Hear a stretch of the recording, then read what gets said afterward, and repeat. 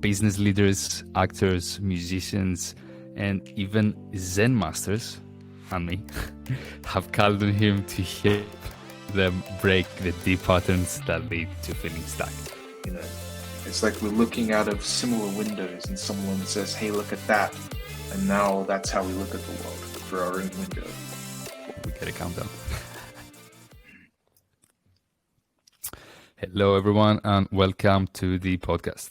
So today I have Andrew Bishop with me, and Andrew is the founder and creator of the Bishop Method, a living system that helps liberate creative minds from the restrictive forces that consume their energy and leave them uninspired. Business leaders, actors, musicians, and even Zen masters, and me, have called on him to help them break the deep patterns that lead to feeling stuck. So I'm very excited to get into this. Andrew, welcome. Thank you. Good to see you. Good to see you too. So I'm curious to hear, how would you describe what you are doing? Oh gosh. You know, I have a different answer for that every time someone asks. That's what I'm asking. That's kind of a game I play. Yeah. That sort of depends on my mood. The thing is vast, and it shifts shape depending on who is asking and what's going on. You know, right now, today, I would call it a method of generative breath work. Although that kind of undersells it, that's sort of what it is. It's a method where we engage. You know what it is? It's about engaging with yourself and the world you inhabit creatively, right? And I can tell you a story about that later if you want. But we co-create our ongoing experience, right? We get sensory data in from the outside. We mix it with bits of memory and impressions from the inside. And from that, we construct a little model of the world. And it's a model that's useful to us as an animal. If there's a predator, then hopefully the model makes the predator in the foreground and gives it lots of attention and makes it seem notable, you know. And if it's just something we don't need to notice, it pushes it back a little bit. Mm-hmm. There are lots of problems that happen in that process, though. You know, we think we're living in the real world, but what we're seeing is our own co-created version of the real world, right? So what the Bishop Method does, among many other things, is it helps you smooth out that process. So if there are any little bits of kind of impulsive or neurotic or reactive elements in that co-creation process, we're smoothing it out a little. And we're primarily doing that by using the breath and by relaxing tensions in the body. And by doing those, we're slightly adjusting the content in our minds. The way I look at it is, if you step over the content of what we're experiencing and what our problems are and what's wrong, you get down to three basic things that are sort of the elements that hold us in stuck states. Our breathing is restricted. It affects the whole physiology, affects the way we think. We have tension in the body, patterns of tension that limit the way we can move, and they limit the way we see ourselves and the way we can interact with the world. And we have very limited patterns of thinking. We sort of think in the same patterns. We construct thoughts in the same way, and we have this repeat the same beliefs over and over without looking for new evidence. What the Bishop Method does is we unlock that stuff. We make that editable by using the generative power of breathing and by dissolving the physical tension and the tense patterns in the mind. And then the result is your body sits and moves differently a little. You know, it's not really about, we're not really focused on that. It sort of happens naturally. You know, we don't, it's not a method where we're trying to get it to be correct particularly, but it also means that the mind moves differently. So your thinking starts to change, your ideas about yourself start to change, and as a result, your ongoing subjective experience shifts a little. This is very useful if you want to get unstuck, if you're kind of stuck in your own way, you have a problem and you know the problem is you, it's useful for that. So Hmm. that's today's version of what it is. I don't think I I've love ever it. said some of that before. I Yeah. love it. And you gave the triune, I would call it the triune model of breathing, tension, and mind, right? And Hmm. so, what would you say are some subtle ways to observe the changes that occur? It's a very difficult thing because in anything that really changes you, it's the thing that's doing the observing is the thing changing. So it's very hard to track sometimes. It's very hard to track, but Hmm. you feel different. The first thing I noticed was that my stress response changed. I can talk about that if you like. I could go into way more detail about that. I don't know Absolutely, what you please. want, but well, let me give a few examples of how you notice it, and then I can do that if you like. The Cool. um, yeah, my stress response changed. When I was in my early 20s, I would get these extreme stress responses. Like if my boss was mean to me, which she was frequently, um, it'd be like days. I'd just be spiraling in this anxious state, like kind of keeping myself completely disturbed. I had no way out of the loop. And very quickly, by doing what I now do and what I now share with other people, it enabled my body and my mind to complete that cycle. So very quickly, I was done with the stress loop. Now it didn't make me immune to stress. It just helped me navigate it more gracefully. So I was out of it more easily. That's the first thing I noticed. The second thing I noticed was that, well, the second thing I noticed was that I had a massive explosion of creativity. You know, I had it was like all of this energy I was using to keep myself tense and worried was freed, and I could use it for what I want, which was creating a life I liked that was worth living, which is why I got into all of this stuff. I wanted life to be really worth living. Um, and the way I was doing it, I didn't find it was all the time. You know, um, there was this massive explosion of creative energy. I started drawing and painting, which has been something I've always been interested in, but kind of blocked on. The best feedback you can get is other people noticing that you're different. That's the best feedback because then it doesn't come from, it's not yourself trying to figure it out and reading into things, and it's not me telling you something you want to hear, it's someone else in your life is like, hey, you're different. And I've had that a bunch of times. I had it early on. I'm really a very different person now. So those are some ways. There are others. Yeah, I feel that. And I've had very similar experience. We've been working together for what's like 2.5 months to 3 months. Yeah. Yeah. And I can definitely see my stress response changing. I Hmm. have worked a lot on it before, but I can definitely say that what would last days, like you said, now would last hours, if not minutes. Hmm. There's a definite difference there, and there's also a difference in noticing, noticing the onset and choosing between am I gonna play this game? Am I gonna let it consume me? Or am I going to observe it and let it sink from where it came from? Yeah. Well, I think that's the key thing is observing it, right? What most people do is they numb out to it. They try and hide from it. And in some situations, that's the only available strategy. Sometimes that's the reasonable thing to do.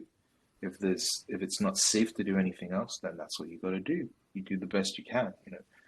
But these smaller things, these smaller stresses that happen day to day in the moment, yeah, it's my view that you got to feel them. If necessary, you have to express them safely. You know, and that's really a part of life. It can become kind of fun. It's numbing out to it all and pushing Mhm. it down. That's what really felt bad to me. You know? Yeah. You said that you're gonna share a story beforehand. Is I that don't an know. appropriate timing? If you want, I was just gonna tell you like more about my story. Like what happened to me if you want, because it's kind of an illustration of that. I gave you the vague overview of it there. I could say a little more about it if you want. Is that interesting? Yeah, yeah, that's something I've actually noted down to ask you, so please do. All right. Well, how early do you want to start? All right, let's start at the beginning. Yeah.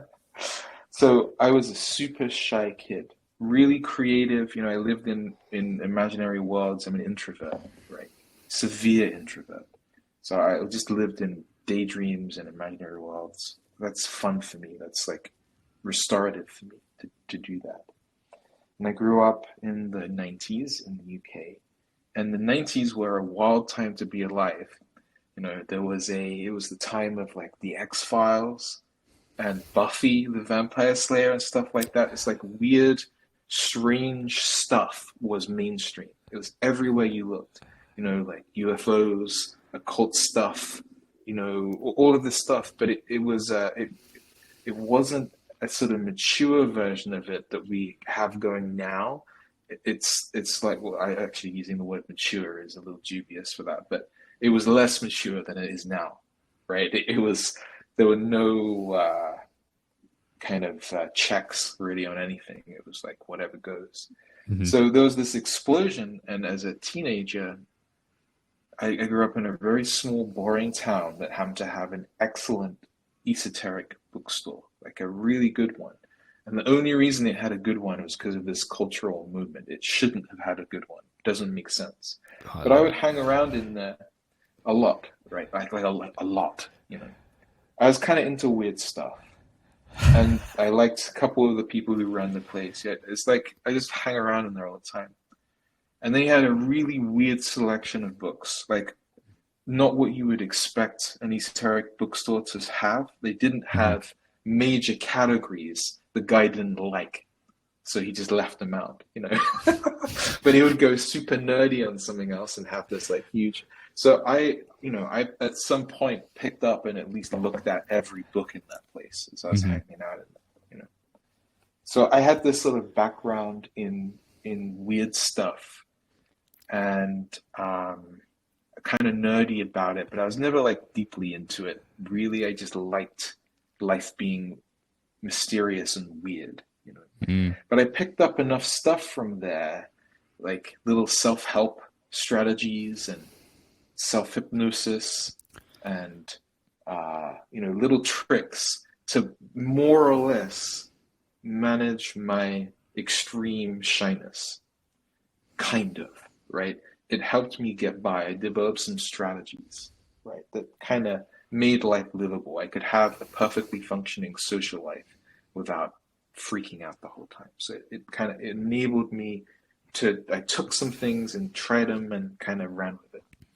Well, after university, the situation changed a lot. I was suddenly, yeah, the shyness thing, it wasn't fixed, but it was manageable, right? I could be a social creature just fine. But I realized I was totally unprepared to actually be myself after all of that. I ended up working these jobs, couple jobs. My first job was at a huge internet company. And then I worked as a marketing consultant. And I was so bored. Those things just killed my spirit. You know, Yeah. there's nothing wrong with the job or the people. It just wasn't for me. I couldn't do it. I wasn't good at it. It like cut the life off from me. Yeah. And I was trying to fit myself into this thing. And I felt like I had to because I needed the money, and I was totally trapped by this idea that I need the money. I got to keep doing it. Now I know that if I just quit, it wouldn't have made much difference in the long run, you know. But at the time, it felt like I really needed it to survive. I felt Yeah. totally trapped. I was bored out of my mind, understimulated, like totally unseen, not stretched at all, crushed, creatively crushed, you know. Yeah. And this is a common story, you know. I'm not the only one Happened who's to me. experienced this. Yeah, yeah, it's very common. You know, it's like you're sent off into the world, and the first thing you find is usually not great. Um, anyway, I hated it, and it was killing me, and I was like numbing myself out all the time, just with like TV and food and beer. You know, Hmm. not that there's anything wrong with any of those things, but I was using them to try and patch over a problem. You know, so it took a strain on my health. I got weird sicknesses that kept coming back. Right. Put a lot of strain on my relationship because I was like unhappy, you know, and I Hmm. wasn't like fulfilling my side of the deal, which is like to be myself and to do it well, you know. Yeah. Um, but I couldn't see what the hell I could do about it. I was totally trapped. I couldn't see clearly what was possible. Right. So something needed to happen. I started experimenting with a bunch of stuff. I went back to some of the stuff I found as a kid. Mm, Turned out that didn't really get the kind of results I was hoping for. Um, a lot of that stuff was kind of good tricks, but sort of imaginary. It wasn't grounded enough in reality for me. You Right. know, I did a bunch of psychoanalysis, which I have to say kind of worked. Like the things I was complaining about did resolve themselves, but I hated the process, and I couldn't shake the feeling that it was, I was a fog in this guy's eyes. He was a great guy, really smart, but he saw me as a mystery. And I'm sitting there having a human experience of physical discomfort. And I just felt like I was being missed, you know. But I have to say, somehow it seemed to help. I gained a lot of respect for myself in that process somehow. You know? I'd say I actually lost respect for myself in one way and gained respect for myself in another way. It was actually quite helpful, you know. But I hated it. So from that experience, I went looking for something that was physical, that would actually change how I felt in the body in a way Hmm. that I could reproduce. That's what I wanted. I looked through books and all sorts of things. I went crazy hunting for stuff. Eventually, I found some things that seemed to operate in the physical realm and then adjust my interior stuff, like the way I felt, the way I saw myself, my beliefs about myself, that kind of thing. They seem to naturally correct. And that was a bunch of books that were by or inspired by or somehow related to a guy called Wilhelm Reich, who was sort of a mad scientist. He started off as Freud's number one student, and then he kind of deviated from there. He's like the Yeah. only person who took Freud literally, right? He wanted to know, okay, where are these forces that you're talking about? Hmm. Where is it? Let's see it. Let's get our hands on it. So I got a lot from him and from reading books by Alexander Lowen and people in that category. That stuff exists all over the place. There's the trauma side of it. There's TRE. There's a side of it that is kind of in the esoteric world more, Hmm. which kind of comes from this guy called Israel Regardie. He was a Reichian therapist, so it's in his work, but he was onto some whole other thing, and his students and stuff like that. There's the whole body of work there that influenced all sorts of things. Um, yeah, I don't know. I don't know if that's useful, but anyway, yeah. So, but the big one for me was Boland, really, because Yeah. he got something and communicated it clearly that I could immediately prove to myself, which is that I was resisting life. I'm resisting pleasure. And all of my fucked up strategies for how I was getting through my day were attempts to keep life at bay in my body and outside of me.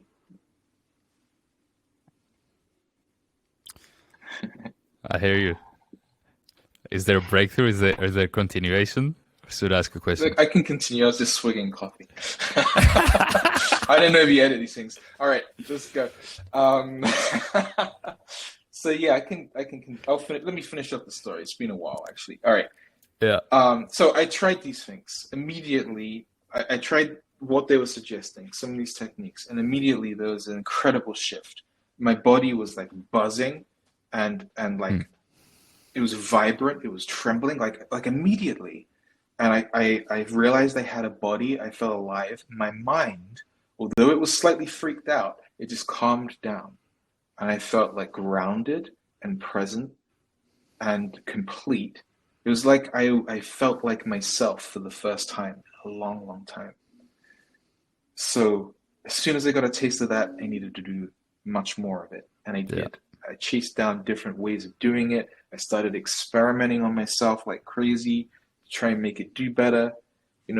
That's because when something works, I like to try and make it work better. That's just kind of, I treat it, my background's in film and art.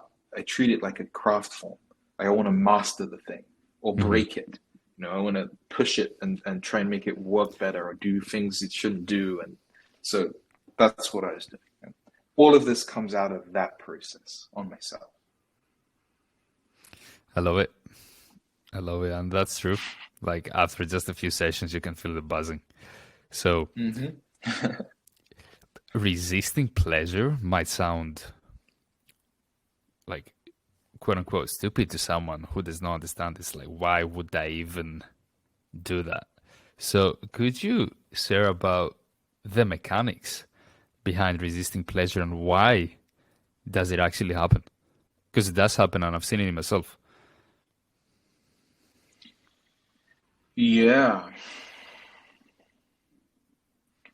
Well, I mean, you might even be able to say that the absence of pleasure is neurosis. I'm not quite sure that I would agree with that, but it's a kind of a bold statement. But there's something in the direction of true about that. Um, we we handle the world by bracing ourselves.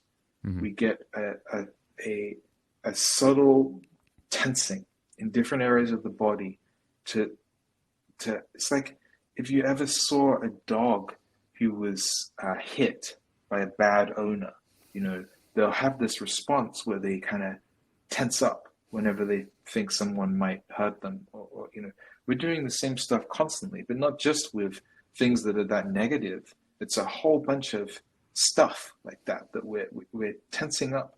We have patterns of doing it, styles of doing it that become the way we inhabit the world. It becomes our basic response to the world. It's what they call character. It becomes our basic character structure a little bit. Um, when you tense something up, it's a way of keeping feeling away from it. You numb it. You're resisting the movement of energy or the flow of life through it. Yeah. It's a way of holding it at bay. And it's a strategy. I think that the human mind is totally benevolent. I think it wants to give us pleasure and help us meet our goals and have a joyful, good life. But it gets very confused. And this is one of the ways it gets confused is by keeping out that negative stuff, by trying to numb out the negative feeling, you block off the good feelings too. You know? The It's the world same is pathways, right? neutral. It's the same pathways. Yeah, it's the same body. It's the same brain. It's the same experience. You know, the world itself is neutral, and we embellish it. We make it better than it really is, or we make it worse than it really is, and we swing between these things. And the way that we do that, the body changes. It's a different physical posture in each, but a lot of it is very subtle, and it's out of our awareness. It's unconscious a lot of the time. Yeah. And it's not until you actually release the tension that you realize what you've been carrying. And I'll just Hmm. give the example, the very simple example of the overly kyphotic posture that like 99% of Hmm. people have when they're working, Yep. which is like caving of the shoulders, tension in the neck, tension in the upper chest, Yep. I pectoralis catch myself doing it all minor. the time. Yeah. Yeah, same here. And what's the result of it? So, like, how are we carrying ourselves in the world because of the because of this? We're carrying ourselves in a state of brace, in a state of Hmm. assuming that the worst will happen. So we're preparing to defend ourselves, and we're defending ourselves Yes. verbally, link, somatically, spiritually, in every possible way, right? Absolutely. Yeah. Now, sometimes it's completely appropriate to defend yourself. Yeah, Right? It's like maybe even like morally right, but I think we have every right to defend ourselves from a real threat. But what we do is we walk through the days, we're defending ourselves from imaginary threats, things that aren't actually in the room.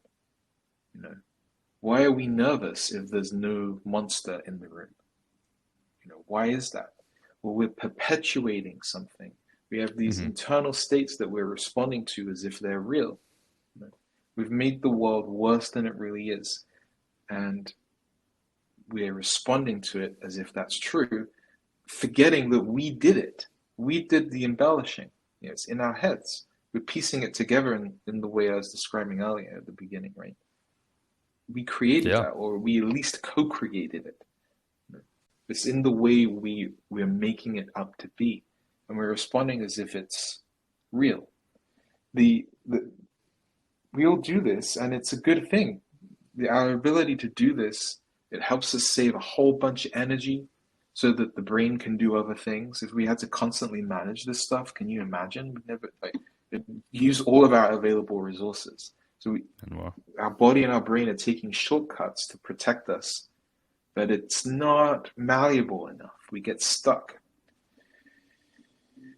It becomes, when that protection, that the excessive protection, the useless and unnecessary defense, when that stuff takes hold, it shapes our basic response to the world, and it shapes who we are. And yeah, that's a problem, I think. Yeah. So with this thought process, we could say that character is essentially the built-in tension in the body. Is that right? Let me think about that. Not Let me not think phrased about that. perfectly. Well, it's difficult to phrase this stuff perfectly because you can't Mm, observe character directly. You have to infer it. So I think yeah, I think that might be close enough to true to be treatable as true. It certainly has it certainly has a physical tense basis. But character is like, yeah, it is. I guess it is. Character is like the posture with which you respond to life, or the style with which you approach life, right? Now, it's not what you do. It's not your posture itself is a habit, right? yeah. But it's an expression of something else. And what so that's behavior. But habit is a behavior. Now, if so say for example, I'm nervous, right? Um, that is a behavior. No, okay. The behavior would be I hold my breath when I'm around other people. That's a behavior, right? hmm If I'm doing that constantly because I'm nervous, that's personality, right? If I'm doing the same behavior or a similar behavior in multiple situations because that's the way I am, that's personality. Character is the thing below that. It's like the tectonics of that the personality grows out from. It's a basic statement. It's in that example, it could be something like well, the world isn't safe, other people aren't safe, I'm not safe around other people. So that would be closer to character. It's a basic approach. And you can definitely see that and get to that in the body, in the way we hold ourselves. Yeah. How close is character to what you define as a core belief? How close is character to what I define as a Y- core belief? That's a really good question. Yeah. Wow. You're going to make me think. All right. So, okay, let's try and get there. I'm going to do my best for you. Character is a way of embellishing a world that is neutral, right? I don't know if that's an outlandish statement or not, that the world is neutral, by the way, because it doesn't feel neutral to most people. Hmm. But I'm asserting that it is. And you, you can go explore and see if that's true. What I'm claiming is that there are enough good things in the world as there are bad things, which is zero. And that stuff is in the human brain. And that we judge it and forget we did and make the world that way. But it's in us. But I realize as I said that maybe people listening to this would find that an outlandish statement. To me, that's clear, but I invite you to explore. Yeah, same here. It's um, it's based on the it's not belief, it's the truth that the world is, period. And it's up to you to make the yeah, interpretation. And the more of you that you remove, the more present you become, the more close you are to the truth of what actually is. yeah, yeah. We adjust the world, and then we forget we did it, and we act as though the world is that way. You know. Well, okay, character and belief. Let me see if I can get there. So we talked about Wilhelm Reich and Alexander Lowen. They came up with classifications of character, of types, and the trends, and they can be very useful if you're working in a certain context. Um, if you're doing therapy, it's very useful because you can see what's, and I'm doing air quotes, wrong with someone and what you could maybe do about it. You know, it's very useful. You get direct feedback. It's very useful. I see immense value in that. I've benefited hugely from it. It's not something I really do. It's not my style, you know, that way of looking at character. I'm trying to get around to my view of belief and how it relates. Hmm. Um, so most methods, most ways of approaching yourself that actually work, they're giving you tools and weapons in that fight with your character to kind of correct it. What I'm doing in the Bishop method is not quite that. It might look like that at times, but it's actually it's a process of active surrender, you know. So it's a process of by which you more and more or less and you define yourself as a problem less and less, and you also define yourself as a solver of your problem less and less. You know, you become closer to how you actually are, and you become closer to how the world actually is, you know, instead of embellishing it in a way that's problematic. That's the sort of process that takes place in what I do, using very similar tools. So it's related. The This does result in character change. You know, we are adjusting things on the level of character, just like Reich and Lowen would have been doing. The approach that I take for myself is kind of different, even if there are strong similarities. I don't rely on typology. I like to be surprised by people. I like people to be these surprising mysteries. And typology of any kind of bores me. You know, I like to be surprised, and I don't think that people are fixed. I think that they're different. Every time I meet you, you're different.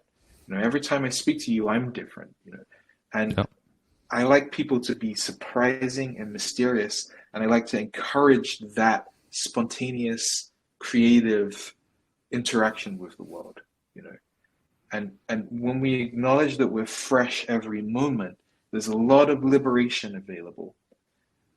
And instead of correcting someone, it's a different game. It's like, okay, what's happening now?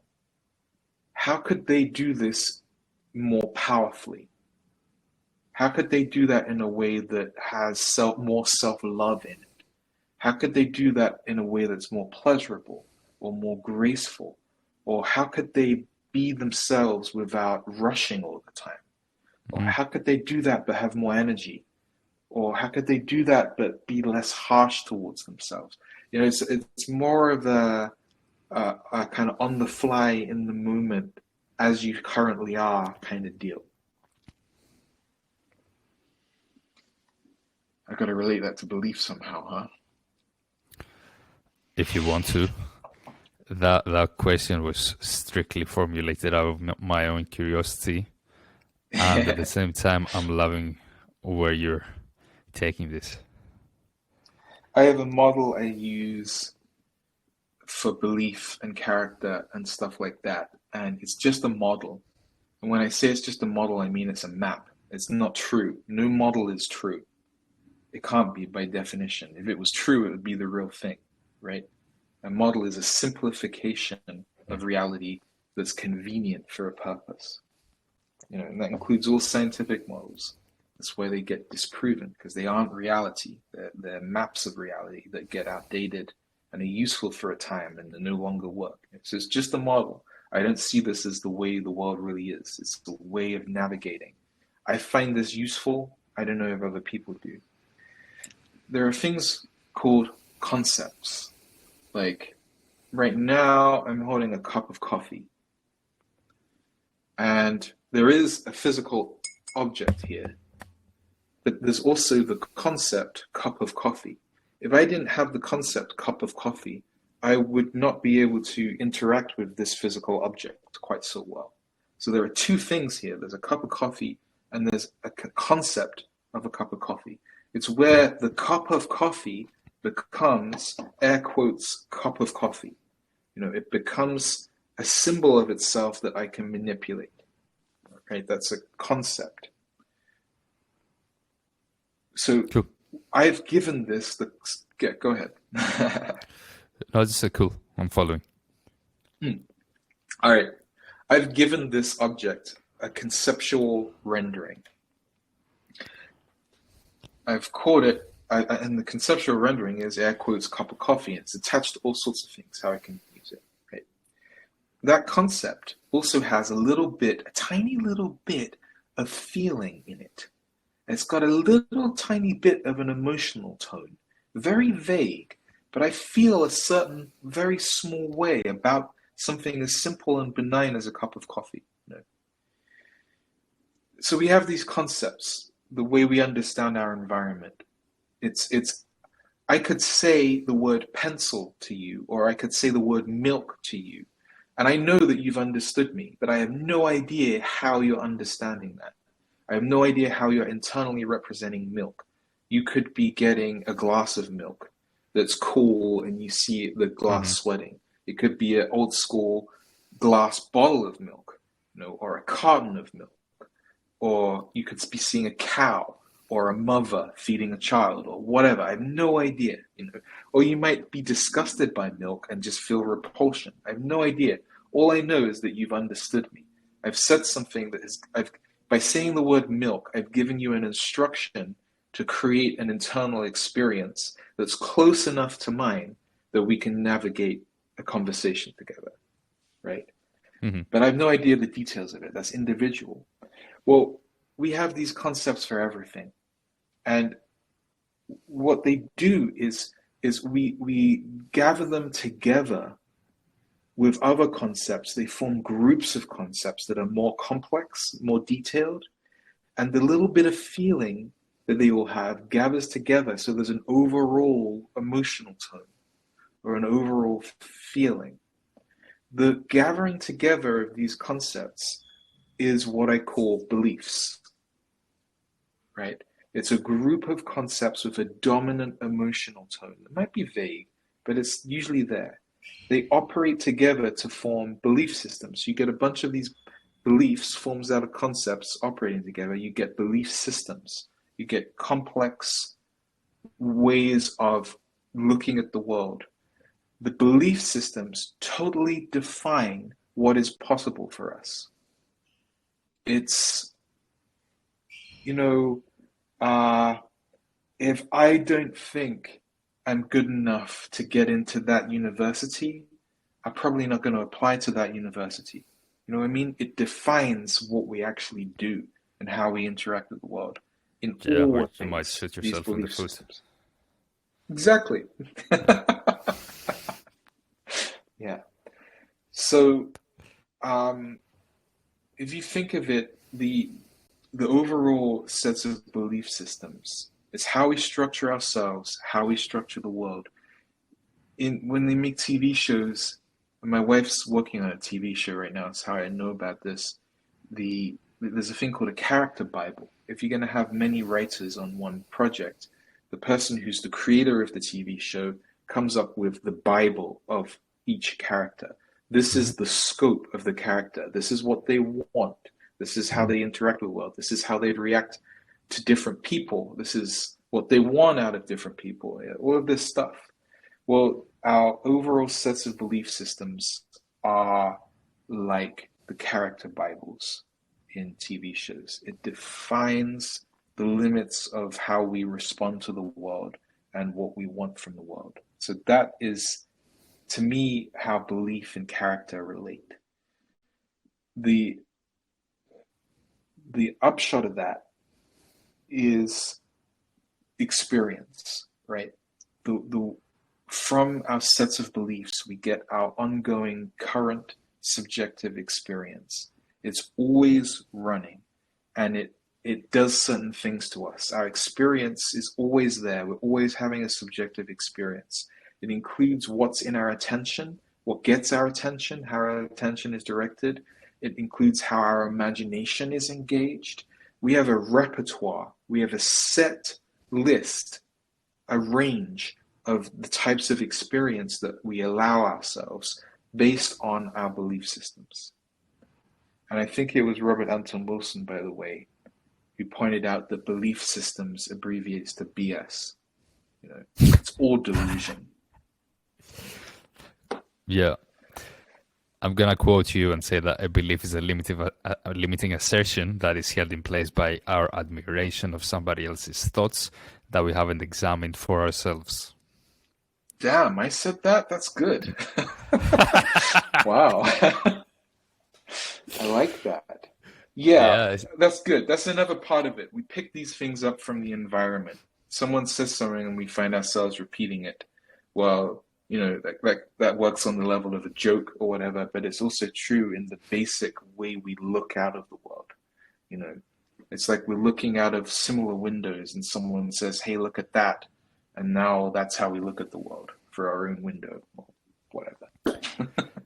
yeah, yeah. So from my perspective, what I hear and see is that we have picked up those limitations along the way that are stored in our brain that dictate the range of experiences that we're gonna have in life.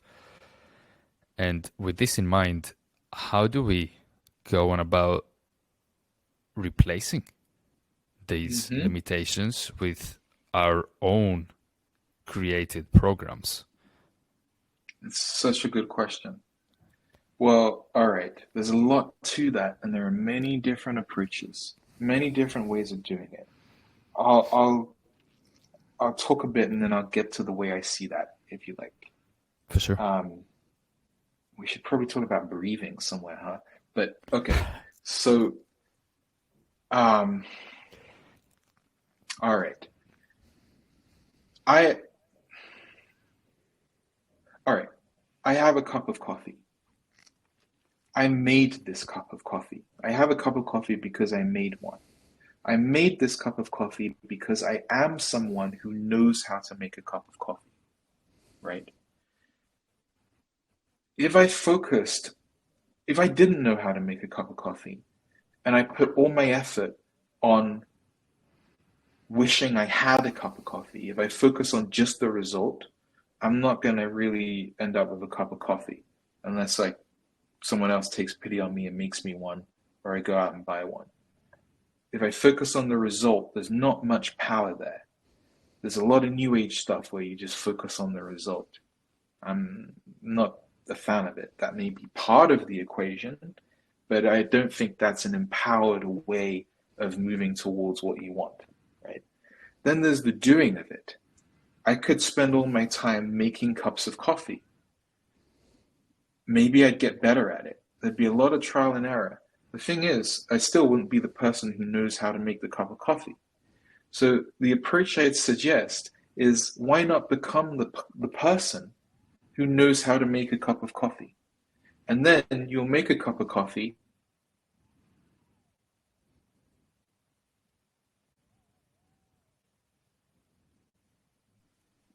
You know, if I want to exercise more, which is something I'm currently working on, right? I love exercise. I find myself since COVID not doing it anywhere near Mm-hmm. enough. I want to do it more. Okay, so I could approach that various different ways. I could give myself an imagination of the result and get a really sharp vision of how I'd like to look and feel, you know. And I suspect that's part of it, but I don't think that's a direct way of moving towards it. You know, it doesn't seem empowered. I'm just sitting there imagining stuff. That's probably a key ingredient, but I don't know that it's the engine, you know. It might be necessary, but it's not going to be the thing that gets me there. I could just have the intention to start doing stuff, you know, and I'd get some results that way easily. I could just walk more, you know what I mean? Or I Yeah. could do more of what I'm doing. But it would be random, there'd be no particular plan to it. I'd just be sort of obsessively taking actions whenever I could. Again, that's part of it. You know, I'm going to need that in my journey here. That's necessary. But what if I also focused on becoming a person who naturally exercises more just by being me? You know, what if I become that person? That's the kind of shift that we're talking about here. It's on Totally. that level. It's higher up in the stack. You know. Now there are many ways to do that. Um, I guess I should talk about my own way of doing it, since this is what this is supposed to be about, right? So, in a Bishop Method session, we're creating change. We're making adjustments in ourselves, right? In how we show up in the world, and how we meet the world, how we experience the world. I have a model for that, and again, it's just a model. It's not literally true. It can't be true because it's a model by definition. You know, you judge a model based on how useful it is. Does it get you closer to where you want to be? You judge by the results. You know, for me, this is useful for now. We'll see. But there's a loop that we're all running all the time, and we can interact with ourselves on any stage of this loop, right? In the Bishop Method sessions, we primarily do that by adjusting the physiology. We're using a very special type of breathing. We're adjusting the tension in the body. We're getting certain energies flowing in the body, certain waves happening in the body, certain processes happening. So we're mainly doing it with physiology, right? We pretend that the mind and the body is somehow different, but I've never found that line. Personally, it seems to just be convenient to talk about them as if they're different. I can't find that line on the map, you know, or even in reality, you know. But when you do something to change how your physiology, how your body is at the moment, even if it's adjusting your posture or smiling, you know, whatever it is, it could be small. It doesn't have to be as extreme as breathing for an hour, you know, it could be small. But when you do that, there's a change in your ongoing subjective experience. You immediately notice that something is different. You feel different. Huh, I smiled and now I feel different. It might be very small, but it's there. So there's a feedback loop. That feedback loop, noticing that you feel different, enables you to adjust. And this happens in real time, constantly, I'm suggesting. It adjusts how we see ourselves and how we see the world in that moment, right? So that's sort of the level of belief, if you like. It's how we frame our experiences. It's the maps we use to navigate our daily life. There's a little update to that. So it could be, it could be as simple as, I don't want to do this task. I hate that. To, you know what? I don't like how I feel when I do that, but I like what I get from it. And maybe I could do it differently. That's a significant change Hmm. in belief in the moment. That it's a little upgrade. Well, that also, by the way, I think includes a map of what our bodies are like and what's possible for our bodies. I think it updates at that stage. How we see ourselves, the self-image, how we see the world, it impacts the movement of the mind. It impacts the way we apply and move and direct our attention. It changes the content and the way in which we imagine. It does a whole bunch of things in the mind, consciously and unconsciously. It's sort of like the creative way we take the map and make it into an experience, right? It's what we are drawing out of the map. So usually we're stuck somewhere on this loop at any point, or if there's something that's not going well, you can often find it. Okay, well, how is that showing up? You know, this is the cycle. We do this constantly, and it's how we validate our problems. It's how we get convinced that our problems are real and they're in the world rather than in the mind. Because we get this feedback loop of experience and we become more and more convinced of it, right? In the Bishop method, we aim to mess with this on every level, but the primary entry point is the breathing, it's the physiology and the tension in the body. We use that as a jumping off point. The reason we do that is because there's no story there. In all of the other levels, you have the risk of getting lost in the content of the mind. If you start with the body, you go under it. So you can make a change that affects your experience without getting tangled up by the details of what she said to me 10 years ago, or how I felt, or how they looked at me when I messed up this, whatever. You can make an adjustment without getting lost in those minefields. Because when you go looking for content and when you work on the level of content, there's always something there. Always is supplied. If you look for it, it'll be supplied. The body and the breathing is a great way to get under that and tackle it without getting lost. So that's what we do in the Bishop method. We're affecting all stages of that cycle. That's the way we co-create our experience. It's just a model. It's just a map. It's not literally true. It's just a convenience. Our doorway in is the breath and the tension in the body. Beautiful.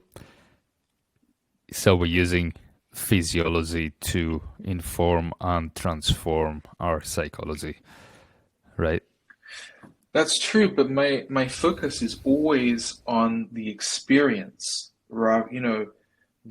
Someone's psychology is interesting to me, but what I really care about is how they are right now, and how are they going to be the next moment? How are they setting themselves to enter the next moment?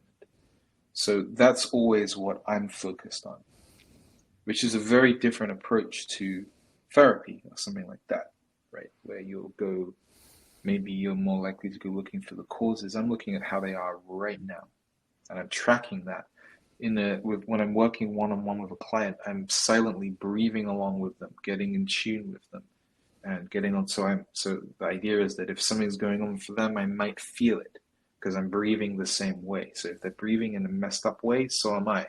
And I'm like, okay, maybe let's change that. How could we do that more gracefully? It's a live thing. Hmm. My therapist mind wants to go into that and ask you about are you are you like putting yourself in the same frequency, which is created by the frequency of breath, and through that resonance, you are picking up the information that they're emitting? Yeah, sure, you could say that. Yeah. Yeah. Depending on the situation, I might not hang out there the whole time. But Hmm. yeah, I'm taking readings from that. I'm sampling that. I'm trying it on. Yeah. Cool. So to Primarily go, using the breath. Yeah. good. to go back to what you previously said and to clarify it in my mind, instead of phrasing it as we're using physiology to affect our psychology, we are using our physiology to create a state in our experience that will make us more grounded and present and increase the frequency at which this occurs, so that we are new, or we become accustomed at becoming new at every moment. Would that be Hmm. more accurate? Yeah, I like that. I like that. Yeah. Yeah, it does make you more present. Hmm. And I think that presence is a solution for a lot of stuff that we Hmm. experience. It's not going to necessarily fix anything that's wrong and needs attention and needs fixing, but it really resolves a lot of minor issues. You need, if you're present, you need a lot less of your internal architecture, you know, because a lot of that stuff is just is as a replacement for it. Because like I said, we have these repertoires of how we engage with the world, and we do them automatically. We're not present most of the time. A lot of people might have only a moment of being present a year, or so, you know what I mean? Yeah. That's probably not true, but that they're aware of, maybe. Close. Yeah. Yeah, I've seen a graph somewhere where the x-axis is truth, is the absolute, Hmm. and the y-axis is the amplitude of a wave.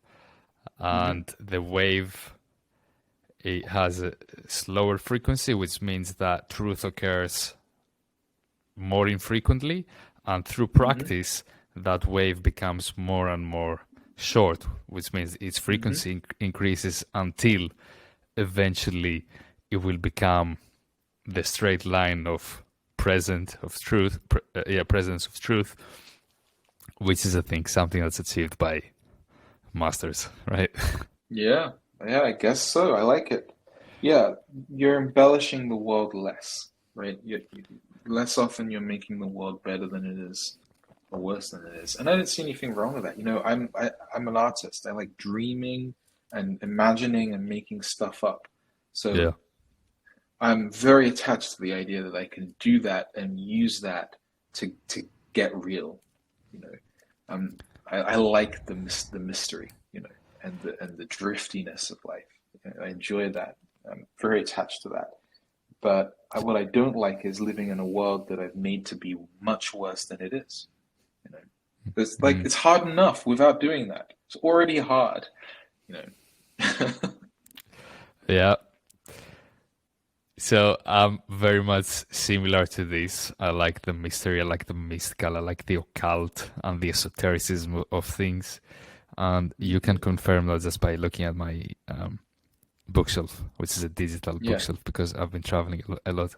So Uspensky, Gurdjieff, oh, and all Hmm. those spiritual Very stuff. nice. So yeah, you mentioned dreams. How do you use dreams for that process, or how do you approach? Is a better word instead of use. How do I approach dreams? Yeah, This do is you something I've been go ahead. yeah, I was just gonna add to that question. Do you analyze them? Do you decode them in any way? Do you follow any philosophies? I don't decode them. Like I said, I like the mysteries, and Mm, so I take the view that dreams are already in the correct language. Just because I don't understand maybe they're not for me. It's a part of me that's doing something itself. I don't know that I need to consciously get involved in that. Having said that, when I ask some basic questions about the experience of dreaming, I can often get some great insight into myself. But I'm mm, never looking at the symbols or decoding the content. I leave that alone. I let that be. But it's like a paint. I see it like a painting in a gallery. I will have a response to it as the work, and I'll try and put myself in the position of the one who dreamt it, and see if I can relate to what they were trying to do. But I don't try and pull it apart in that way. Um, yeah, dreams. It's I don't know what to say about dreams. It's such a vast area. There's so much that could be said about that. It's part of my background is dream work, and then I didn't do it for years, and now I've recently been getting back into it, and I found it so unbelievably beneficial and Hmm. productive. Um, it actually really helped me, the dream. I would recommend that anybody who's even vaguely interested in doing some kind of dream yoga, that you do it. Try it out. What I got from it recently, and like I say, I've done many trainings on this. I've been doing stuff like this for years, but it's different now for me. And I got something. I was so tense around sleep. If I didn't get a certain amount of sleep, I would convince myself that the next day was going to be difficult and hard. And recently, when I was doing this dream work, I had the experience of basically being lucid almost all the night. I didn't feel like I was asleep in the regular way. And yet the next day, I was full of energy. It was like the best night's sleep I ever had. And I was like aware the whole time, or almost the whole time. It's a very strange thing. I realized I've been tensing up around the whole thing. So I would recommend it to people just for that. It's going to mix up. We have so many beliefs around the conditions we need to be there to sleep. You know, I like I needed no noise, I needed no light, and I was recently a couple of nights I've been sleeping with a candle in the room, so there's plenty of light. And it's I've realized that what we're doing during sleep is just an extension of what we're doing during the day. It's the same kind of mystery that is we're running during the day is there during sleep. It's us. It belongs to us. It's in us. We can interact with it. And the dreams are a huge part of that. So I don't know that I have anything like any revelations. Maybe I've said something in the past that you want to ask specifically about, but I recommend it. I, right now, it's all that's coming to my head about it. I'm all ears. What's that? I said I'm all ears, and I will give some context. Um, I very much resonate with what you said about needing specific environment for sleep. I need a dark room, Mm-hmm. and I have data that proves to me that my sleep quality is very much inferior when I sleep in a Mm-hmm. room with light than compared to a dark room. I need absence of sound. I need an open window. I need to tape my mouth, and I need a certain Mm-hmm. temperature. Mm-hmm. Right? How could you take? Obviously, the answer would be experience, right? But how can someone like me who has not experienced dream yoga, for example, or every time that I do not get a certain amount of deep sleep, I feel like shit the next day, approach this? I should do a course on it one of these days, shouldn't I? Because Yeah, it's such a huge topic. yeah. Well, I tell you what I did, and I've done different things in the past, but this is what I did recently. I was looking at a book again, um, by some Tibetan guy.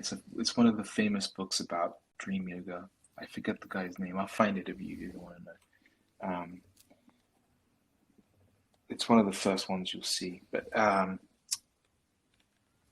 yeah, I'm gonna butcher the title though. It's an obvious title. Anyway, um, what I saw there was that the Tibetans divide the night into certain sections, and this guy is saying that in that system you're expected to wake up a certain number of times per night. And I was like, what, you mean like once?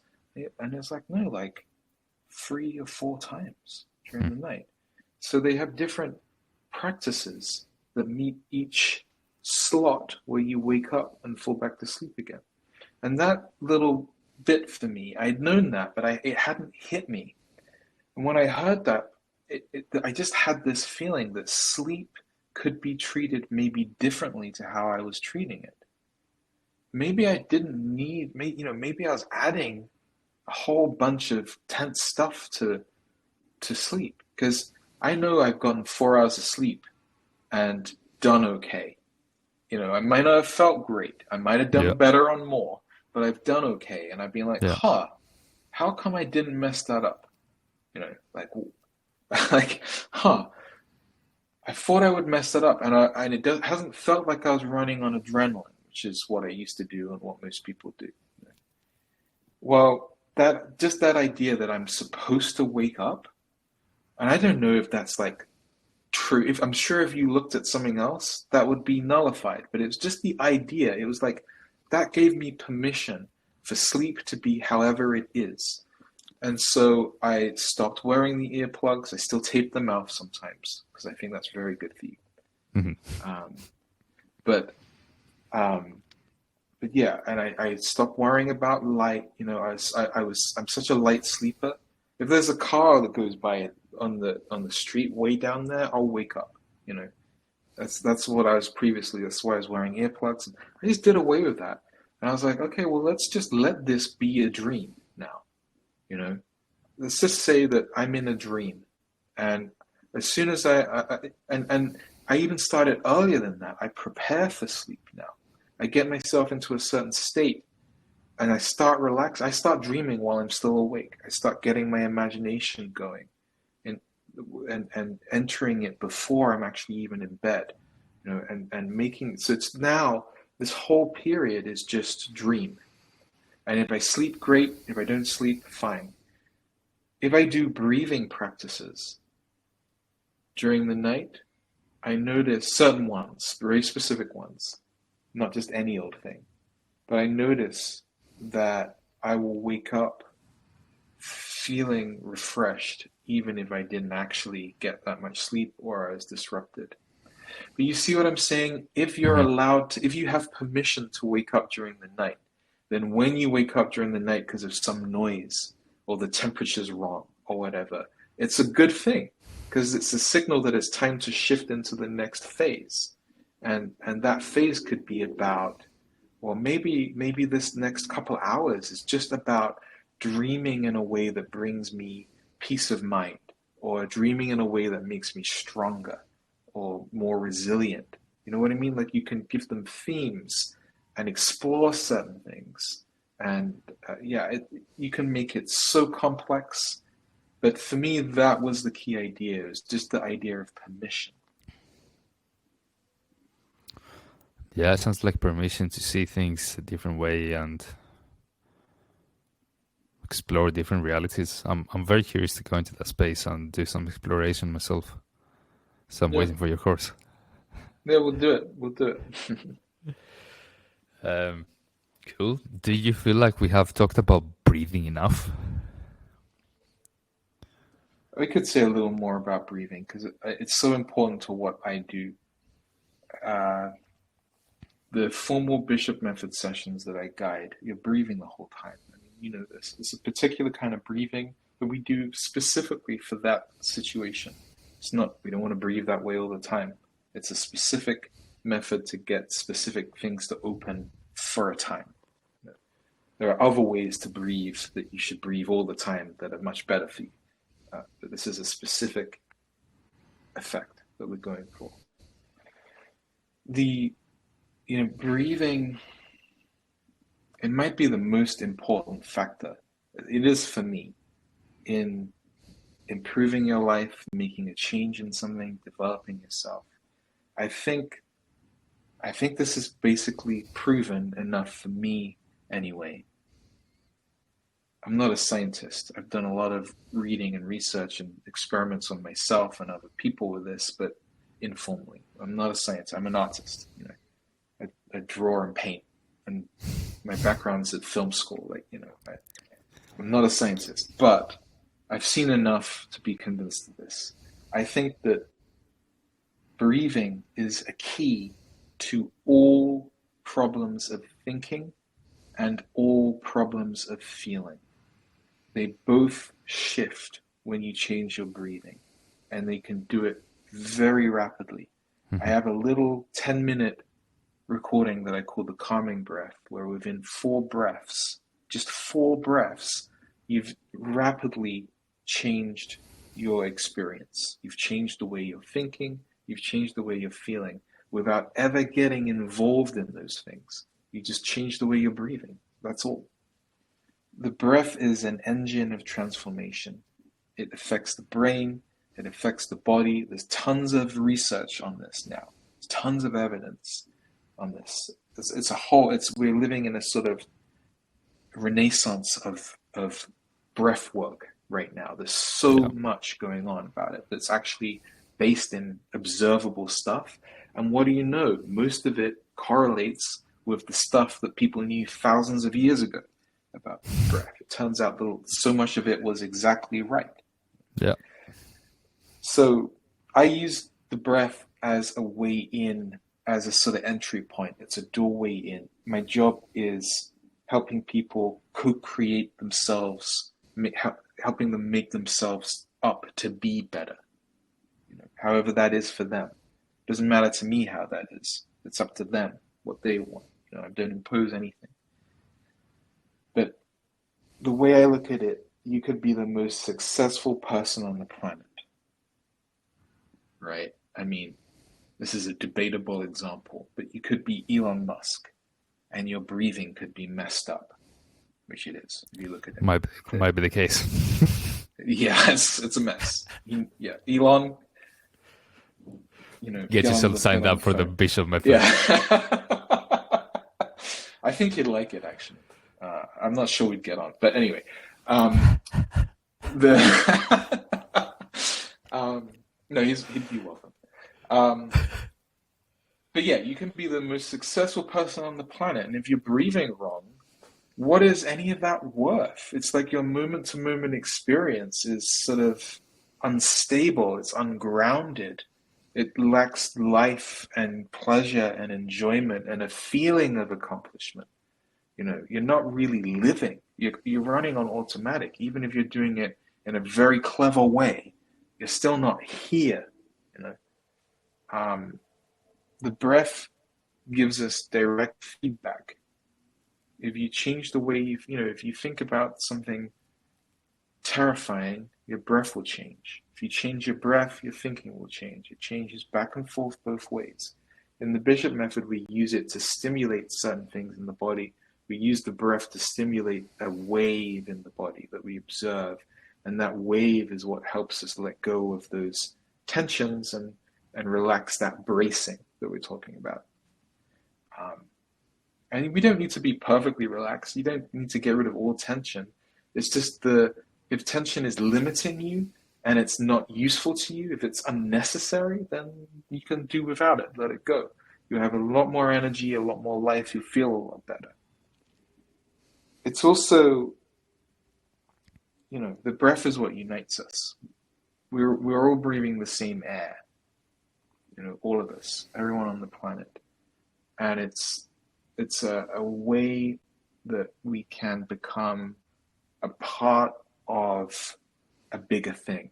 You can share the space with the plants and the little birds and other people, and suddenly then the world matters to you a lot more. Not in like an anxious way, but it's like you can make the world personal. It's you're breathing it. It's breathing you. You're all sharing this thing. It's kind of a nice idea. It's more of a romantic experience. Yeah, I like that. It's romantic. It's adventurous. It's mysterious. It's not. It connects you to things that you can't see, and it introduces the idea that you're interacting with forces that you're not seeing. It's that might be affecting you. It's a mystery. In the Bishop method, what we're primarily doing with the breath is gently, very gently. We never push hard, but we're gently untangling the patterns that keep us breathing in a way that's really restrictive, that supports unhelpful states, unhelpful experiences. We're gradually breaking that up and helping to free the breath and have it be more natural.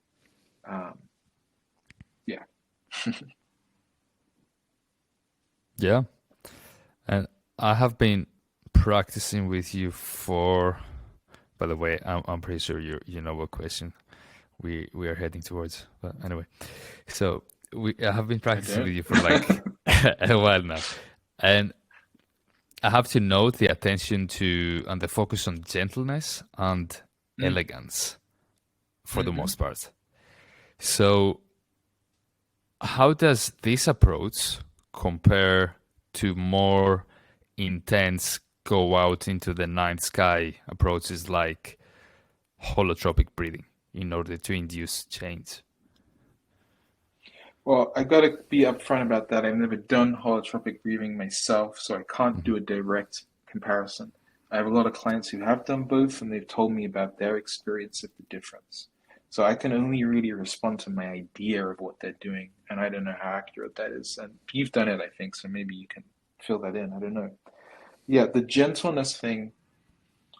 My understanding, I mean, there are lots of breathing methods where you're trying to get like a psychedelic experience happening, pretty much, or something along those lines. Yeah. That's not what we're doing in the Bishop method. Now, things like that can happen.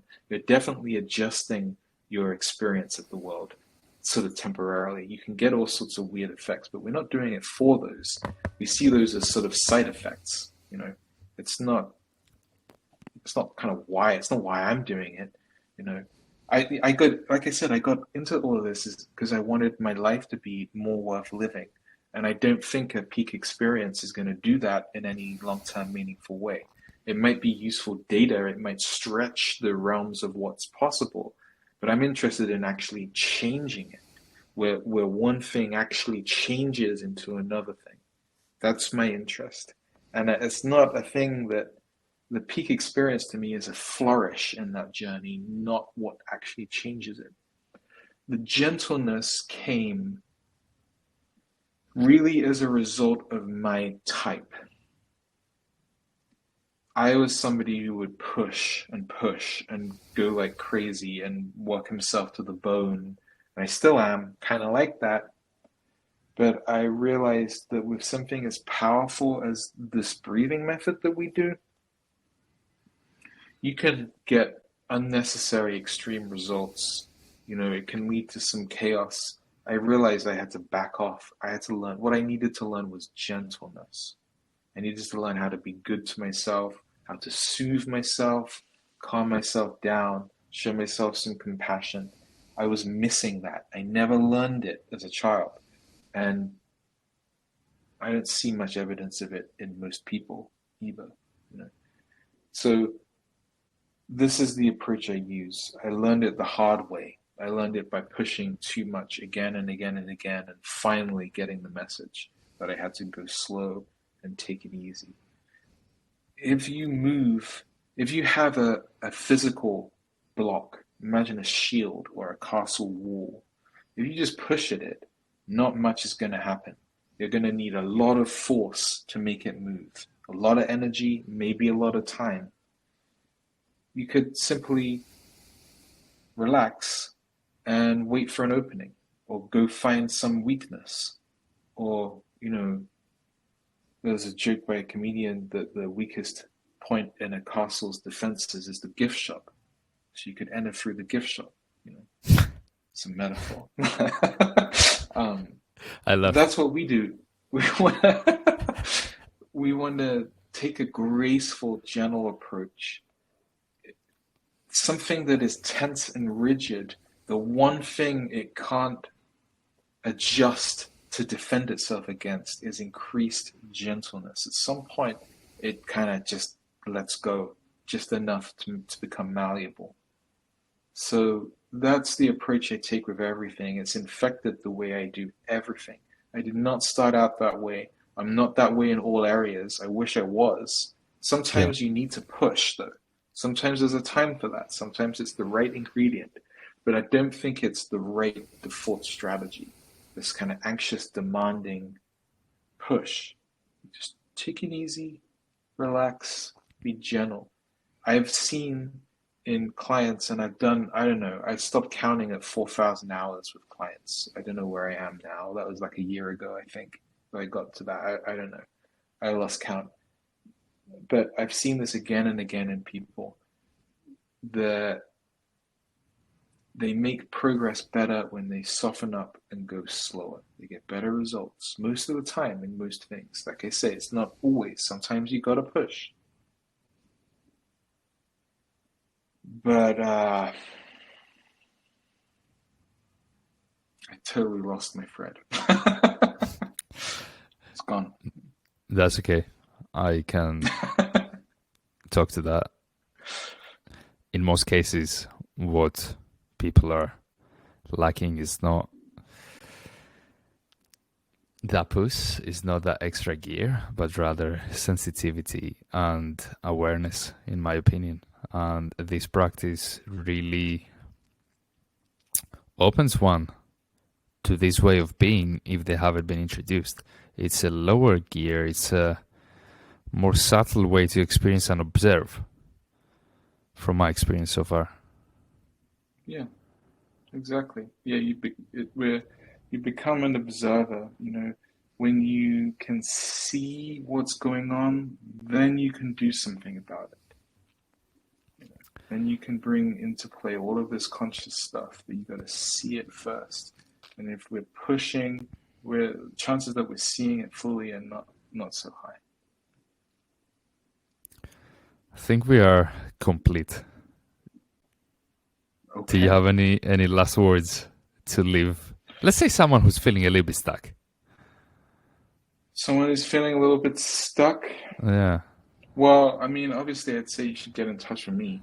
Yeah. That's the first thing you should do, right? You should go to my website, bishopmethod.com, and sign up for my mailing list, and you'll hear about stuff. I do group sessions, one-on-one work. I've got tons of courses. Even Elon Musk would like it, maybe. I will include that in the description. I will actually send a DM to Elon Musk if you promise a commission. Nice. Yeah, no worries. Yeah, absolutely. How do you start if someone is feeling stuck? Easy. You got to start by showing yourself a little bit of care, a little bit of self-love. That's the thing that's missing. That's the first thing that's missing. You got to slow down, take it easy, down-regulate the body if you can, and show yourself some care and love. You're showing up in a world that you've made harsh. And it's going to be much easier to unblock yourself if it's a welcoming, soft environment, inside and out. So that's where I'd say to start. That's where I start. I love it. And I think we can end it here. So thank you very much for being here. That was so much fun. Thank you. Yeah, I had fun.